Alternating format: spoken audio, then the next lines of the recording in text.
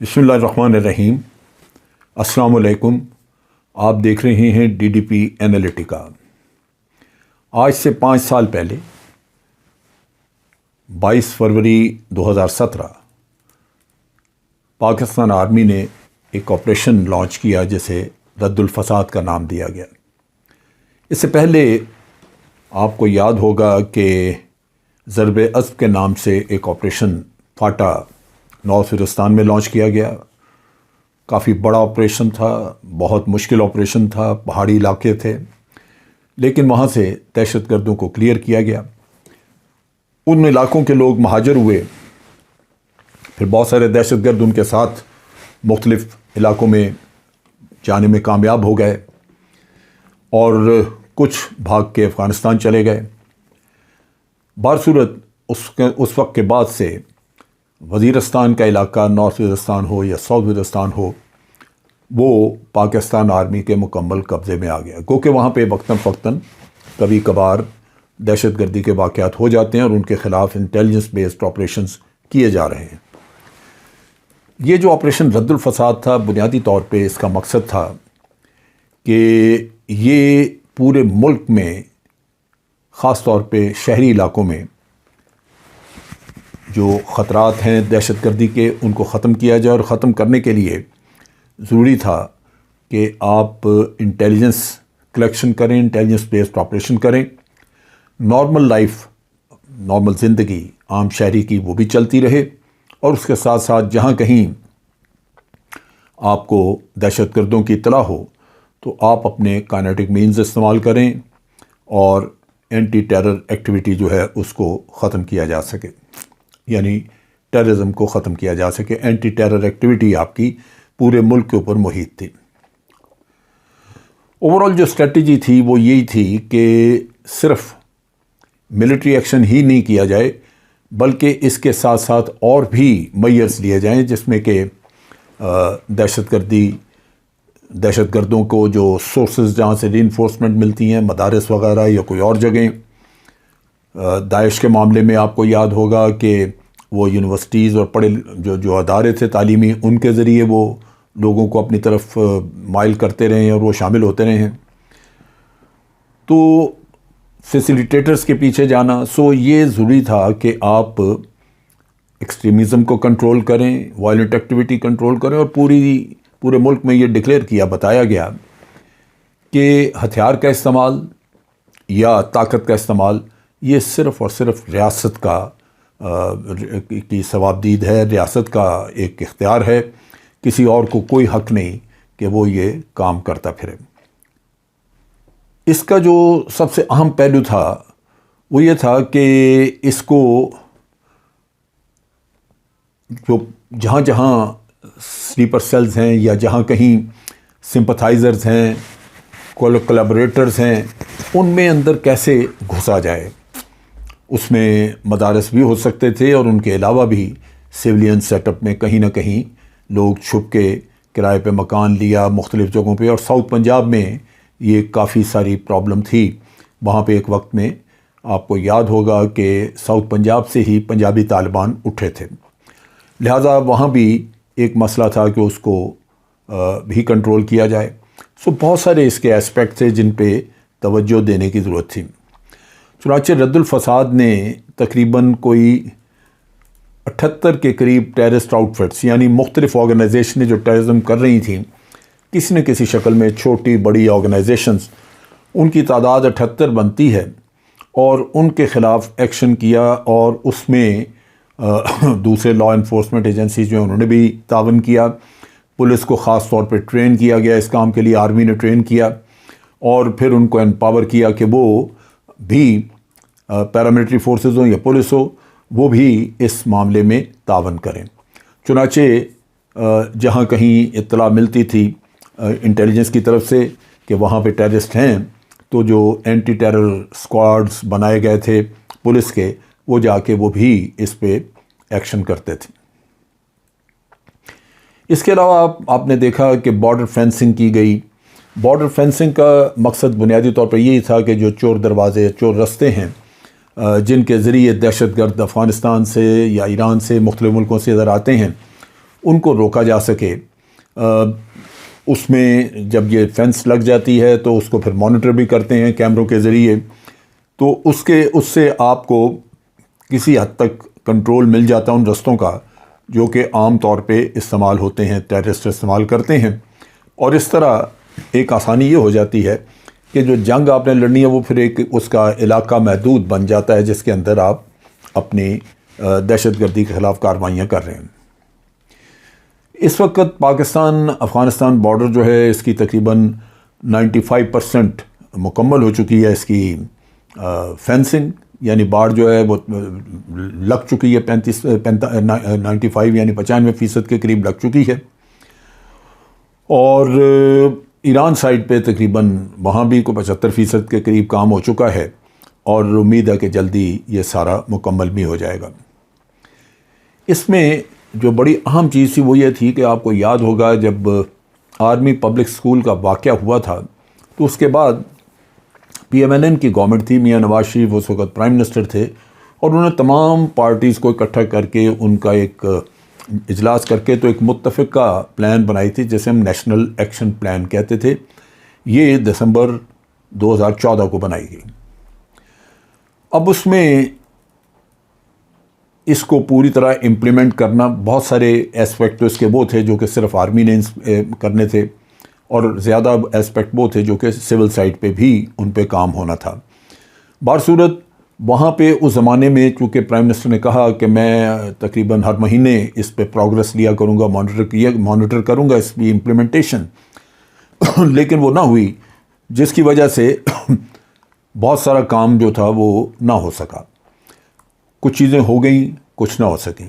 بہرصورت یہ ایک national action plan ایسی چیز تھی جو کہ آپ کو ایک راہ دکھاتی تھی, ایک رستہ متعین کر رہی تھی کہ آپ نے اس کے اوپر کام کرنا ہے. اب رد الفساد جو ہے وہ اس کے بعد آئی, کیونکہ جب یہ نیشنل ایکشن پلان بنی تو اس وقت تو ضرب عضب آپریشن بھی چل رہا تھا. وہ ختم ہوا تو پھر آپ نے اربن ایریاز یعنی جو شہری علاقے تھے ان کے اندر دہشت گردی ختم کرنے کے لیے آپ نے ایکشن کیا. ان کی بریڈنگ گراؤنڈز تو دیکھی گئیں کہ کہاں سے دہشت گرد جوائن کرتے ہیں. اس میں مدارس بھی تھے اور بھی ادارے, کالجز وغیرہ, جہاں بھی کہیں انٹیلیجنس نے انفارمیشن دی تو ان کو ٹارگٹ کیا گیا نیریٹو کے ذریعے, تاکہ وہاں پہ جو نیریٹو دہشت گرد بتاتے ہیں جس کے ذریعے ان لوگوں کو ورغلا کے شامل کیا جاتا ہے اپنے دہشت گرد نیٹ ورک میں, وہ جو چیزیں وہ اس کو ایڈریس کیا جائے. آپ کو یاد ہوگا کہ ایک پیغام پاکستان کے نام سے ایک نیریٹو تیار کیا گیا تھا جو کہ اسلامک یونیورسٹی اسلام آباد میں, انٹرنیشنل یونیورسٹی اسلامک یونیورسٹی جو ہے وہاں پہ تیار ہوا, لیکن اس میں ملک کے تمام بڑے بڑے علماء نے حصہ لیا اور ایک ایسا نیریٹو بنا کے دیا جو کہ دہشت گردی کو کاؤنٹر کرنے کے لیے بڑا ایفیکٹو تھا. اس کو مختلف طریقوں سے عوام میں پھیلایا بھی گیا, مدارس میں خاص طور پہ, تاکہ لوگوں کو اندازہ ہو کہ دہشت گردی بالکل ایک مختلف عمل ہے اور اس کی طرف ان لوگوں کو نہیں جانا چاہیے. یہ سارے کچھ کرنے کے باوجود بھی ہم نے دیکھا کہ بعض اوقات کوئی نہ کوئی دہشت گردی کے واقعات ہو جاتے تھے, اور اس سے باوجود اس کے کہ ہزاروں کے قریب وارننگز بھی دی گئیں جو کہ انٹیلیجنس انفارمیشن کی بنیاد پہ ہوتی تھی کہ احتیاط کی جائے, یہ دہشت گرد فلاں علاقے میں کارروائی کر سکتے ہیں, لیکن کبھی کبھار کوئی ایسا واقعہ ہو جاتا تھا. بہت سارے واقعات جو نہیں ہوئے ان کا تو ذکر نہیں ہوتا تھا, لیکن جو واقعات کوئی ہو گئے تو لازماً اس سے یہ شک پڑتا تھا کہ شاید کہیں کوئی کمزوری رہ گئی. ابھی ریسنٹلی آپ نے دیکھا کہ BLA نے کلیم کیا جو کہ لاہور انارکلی میں واقع ہوا تھا. یہ بڑا ایک یونیک تھا کیونکہ شہری علاقوں میں تقریباً 100% امن آ چکا تھا. اس سے پہلے یہیں لاہور میں ایک واقعہ جو بھارت سے جس کو کنٹرول کیا گیا, فنڈنگ کی گئی, اس کے تانے بانے ہمیں ابو دھابی میں ملے. وہ تھا حافظ سعید صاحب کے گھر کے قریب جو واقعہ ہوا. ان واقعات سے ایک چیز جو واضح ہوتی ہے وہ یہ ہے کہ یہ کوئی نہیں کہہ سکتا کہ ہم نے 100% دہشت گردی کے اوپر قابو پا لیا. حقیقت یہ ہے کہ کہیں نہ کہیں کوئی نہ کوئی ایسے ایلیمنٹ موجود ہیں جو کوئی ایسا واقعہ کر دیتے ہیں۔ اب دیکھنے کی بات یہ ہے کہ یہ جو کوششیں ہیں ہماری، ان میں بعض اوقات کوئی کمی رہ جاتی ہے، شاید اس وجہ سے یہ پرابلم ہوتی ہے، یا یہ کہ ہمیں کیا سبق سیکھیں ان ساری چیزوں سے کہ ہم آئندہ کے لیے اس کو امپروو کریں۔ زیادہ تر میں نے یہ دیکھا ہے کہ اس کی پولیٹیکل اونرشپ کا مسئلہ آتا ہے۔ کوئی واقعہ ہوتا ہے، تم سب جاگ جاتے ہیں، ہم اس وقت ہمارے لیڈرز بھی کہتے ہیں کہ بالکل جی اب یہ کریں وہ کریں، لیکن اس کے بعد پھر وہ چیزیں بھول جاتی ہیں۔ جیسے میں نے کہا کہ ہمارے پرائم منسٹر نواز شریف صاحب نے اس زمانے میں کہا تھا کہ میں ہر مہینے اس کی پروگرس لوں گا، وہ نہیں لی گئی۔ اسی طرح یہ حکومت آئی تو یہ بھی ایک واقعہ ہوتا ہے تو اس کے ساتھ جاگتے ہیں، ورنہ انہوں نے بھی کوئی ایسی اس کی اونرشپ نہیں لی۔ اب یہ ہے کہ سیکٹیرین ایشو ہے، اس پہ بھی وائلنس ہوتی رہی، لیکن یہ بڑی حد تک کنٹرول ہو چکا۔ سیکٹیرین ایشو جو ہے وہ پاکستان میں پیدا کیا گیا، جبکہ پہلے نہیں تھا کبھی بھی، اور اب بھی انشاءاللہ وہ نہیں ہوگا۔ میرا خیال ہے کہ اس پہ بڑی حد تک ہم قابو پا چکے ہیں۔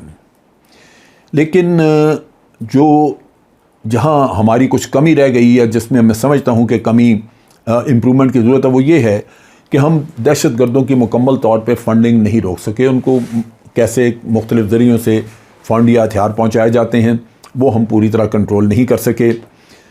سی پیک جو ہے وہ آج بھی ایک ایسا مسئلہ ہے کہ پاکستان کے لیے بہت اہم ہے، لیکن دنیا خلاف ہے، لہٰذا اس کو ناکام بنانے کے لیے انٹرنیشنل قوتیں آپس میں تعاون کر رہی ہیں۔ اس میں CIA بھی ہے، را بھی ہے، اور بھی موساد وغیرہ 2-3 انٹیلیجنس کے ادارے یا اس سے بھی زیادہ ہوں گے جو کہ تعاون کر رہے ہیں، اور آپ دیکھتے ہیں کہ سی پیک کے خلاف کوئی نہ کوئی واقعہ ہو جاتا ہے۔ اس میں کئی دفعہ چائنیز کے اوپر حملے کوئی کوششیں بھی کی گئیں۔ اب یہ ہے کہ پولیٹیکل لیڈرشپ کی یہ ذمہ داری تھی کہ وہ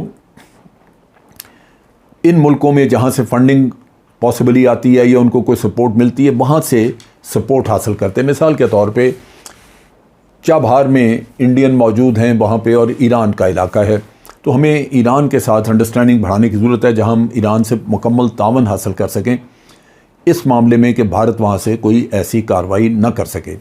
اسی طرح افغانستان میں اب افغان طالبان کی حکومت ہے، اور وہ تعاون کرنے کو تیار بھی ہیں، ان سے بھی مکمل تعاون لیا جائے کہ وہاں سے ٹیررسٹ جو ہیں وہ کوئی ٹیرر ایکٹیویٹی نہ کر سکیں۔ یہ کس حد تک ہمیں تعاون ملتا ہے، لیکن اس پہ کوششیں جاری رہنی چاہیے۔ اب یہ بعض لوگ کہتے ہیں کہ ملک میں انٹالرنس وغیرہ ہے، انٹالرنس کا اتنا ایشو نہیں ہے یہاں پہ، جتنا کہ بعض جو دہشت گردی پھیلانے والے گروپس ہیں ان کی اپنی آئیڈیالوجی کا تعلق ہے یا ان کے اپنے مقاصد کا۔ مثال کے طور پہ TTP ہے، ان سے ابھی ریسنٹلی مذاکرات کرنے کی کوشش کی گئی، لیکن انہوں نے اپنی ہی ایک شریعت کا نعرہ لگا دیا کہ جناب ہم چاہتے ہیں کہ پاکستان میں یہ شریعت نافذ کریں۔ نیچرلی آپ 2-2-2.5 ہزار یہ طالبان ہوں گے تو آپ 2-2.5 ہزار کی جو خواہش ہے وہ 22 کروڑ لوگوں کے اوپر تو مسلط نہیں کر سکتے، وہ بھی ایک ایشو ہے۔ اسی طرح داعش کے معاملے میں آپ دیکھیں تو وہ داعش خلافت قائم کرنا چاہتی تھی، انہوں نے شیعہ سنی والا قصہ کھڑا کر دیا، اور وہ آپ نے دیکھا کہ وہ شیعہ پاپولیشن کے خلاف یا ایون جو بریلوی لوگ ہیں ان کے خلاف جو مزارات وغیرہ پہ بڑھ جاتے ہیں ان کے خلاف کاروائیاں شروع کر دیں، وہ ایک علیحدہ سوچ ہے۔ اسی طرح جو بلوچ سیپریٹسٹ تھے تھوڑے بہت، ان کو باہر سے تیار کیا گیا وہ نیریٹو جو ہے وہ فیڈ کیا جاتا رہا کہ آپ جنگ لڑیں، کیونکہ بلوچستان میں ترقی نہیں ہوئی، وہ ترقی کر نہیں رہے، اور اس کے لیے جو پاکستان کے باقی صوبوں کو یا خاص طور پہ پنجاب کو اس کا مورد الزام ٹھہرایا۔ یہ وہ چیزیں، اور وہ لوگ جو ہوتے ہیں وہ بالکل آپ کہہ لیجئے کہ لا علم لوگ ہوتے ہیں جن کے ذہنوں کو خراب کرنا کوئی اتنا بڑا مسئلہ نہیں ہوتا۔ اب یہاں پہ جو پرابلم ہے وہ یہ ہے کہ بلوچستان میں مثال کے طور پہ اگر آپ دیکھیں تو سرداری نظام ہے، لوگ جو ہیں وہ ان کے غلام ہیں سرداروں کے، وہ انہی کی بات مانتے ہیں، وہ ان کو ہتھیار بھی لے کے دیں یا جو بھی کریں۔ اور آج وہاں سے باہر سے بیٹھے برآمدہ بگٹی، یہ مہران مری بھی، اور ہربیار مری، جاوید مینگل، یہ لوگ ہیں جو باہر سے یہ سپورٹ کر رہے ہیں یا ان کے انٹیلیجنس ایجنسی سے تعلقات ہیں، وہ ان کو استعمال کر کے تو یہاں پہ کرتے ہیں۔ بلوچستان میں ایک اور بھی ایشو ہے کہ اے ایریا اور بی ایریا کا۔ اے ایریا جو ہے وہ تقریباً 7-8% ہے، اور باقی سارا 93-92% ایریا جو ہے وہ بی ایریا ہے جس میں کہ سرداروں کا راج اور وہاں پہ آپ کے تھانے کچہری وغیرہ نہیں ہے. سو یہ ختم ہونا چاہیے، سرداری نظام ختم ہونا چاہیے، اے ایریا بڑھتا رہنا چاہیے تاکہ بی ایریا مکمل طور پہ ختم ہو جائے اور پورے صوبے پہ آپ کی ضلع، آپ کی کچہری اور آپ کے تھانے وانے موجود ہوں. سو ایک طرف تو یہ ضرورت ہے کہ آپ ان کے نیریٹو جس کو یہ بیچتے ہیں مدرسوں وغیرہ میں جا کے کہ جنت ملے گی اگر آپ یہ شریعت نافذ کریں اور یہ وہ، ان کو کاؤنٹر کریں. اس کے لیے جیسے آپ نے پیغام پاکستان بنایا، اس کو زیادہ ایفیکٹولی رائج کرنے کی ضرورت ہے کہ آپ اس کو رائج کریں، اس کی امپلیمنٹیشن جو ہے وہ انشور کریں. اور دوسری طرف یہ ہے کہ یہ ذہن میں رکھیں کہ جو فنڈنگ اور سپورٹ ہے باہر کی، وہ ختم کرنا انتہائی ضروری ہے. اس کے اگر وہ ختم ہوتی ہے تو پھر یہ ٹیررسٹ میں سروائیو نہیں کرتے، یہ ہتھیار پھینک دیتے ہیں. ایک چیز جو میں یہاں پہ سبمٹ کرنا چاہتا ہوں جو سب سے بڑا مسئلہ ہے، اور وہ یہ ہے کہ یہ ٹیررزم اس لیے چلتا رہتا ہے کہ ہربیار مری ہو، برآمدہ بگٹی ہو، مہران مری ہو یا جاوید مینگل ہو، یہ باہر ہیں، ان کو پیسہ چاہیے، ان کی زندگی، ان کے کوئی کاروبار نہیں ہے باہر. یہ ان کا کاروبار یہی ہے، دہشت گردی کرانا اور باہر کی انٹیلیجنس ایجنسیوں سے پیسے لینا. واقعہ ہوتا ہے تو ان کو پیسے ملتے ہیں، ان کی زندگی گزرتی ہے. سو ان کے لیے ٹیررزم جو ہے وہ ایک کاروبار ہے. سو اس کاروبار کو ختم کرنے کے لیے بھی ہمیں ایفیکٹو میئرز لینے چاہیے، اور وہ وہی ہے کہ پیسہ ایک جگہ سے دوسری جگہ جو منتقل ہوتا ہے اس کو آپ نے روکنا ہے. یہ روکیں گے تو آپ دیکھیں گے کہ یہ سلسلہ خود ڈرائی آؤٹ ہونا شروع ہو جائے گا. اگر ہم یہ نہیں روک سکیں گے تو لازمی بات ہے کہ پیسہ تو انسان کو خرید لیتا ہے، اور یہ خرید و فروخت جب تک جاری رہے گی انسانی خون بھی بہتا رہے گا. اس معاملے کو روکنے کے لیے کافی سارے ایسے میئرز ہیں جو کرنے کی ضرورت ہے. آج کے لیے اتنا ہی. افواج پاکستان زندہ باد، پاکستان پائندہ باد.